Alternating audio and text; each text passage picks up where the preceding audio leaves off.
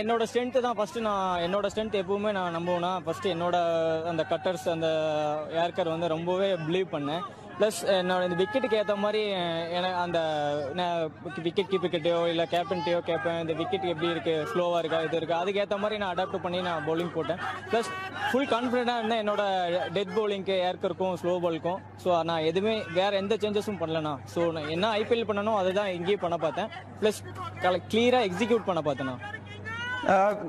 Natarajan, that is a great thought process to have. நீங்க வந்து IPL whatever you did, you wanted to do it here.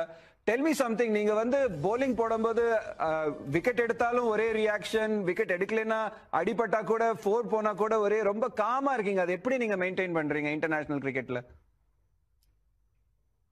இது நிறைய பேர் கேட்டிருக்காங்கன்னா ஆக்சுவலாக இது சின்ன வயசுலேருந்து அந்த மாதிரி தானே இருக்கேன். ஸோ கிரிக்கெட் ஆரம்பிச்சதுலேருந்து அந்த மாதிரி தான் ரியாக்ட் பண்ணுவேன். ஸோ இந்த அக்ரெசிவெல்லாம் எனக்கு வராது. ஒரு ஸ்மைல் பண்ணிவிட்டு நான் பாட்டுக்கு போயிடுவேண்ணா. இது பெருசாலாம் எதுவும் இல்லைண்ணா.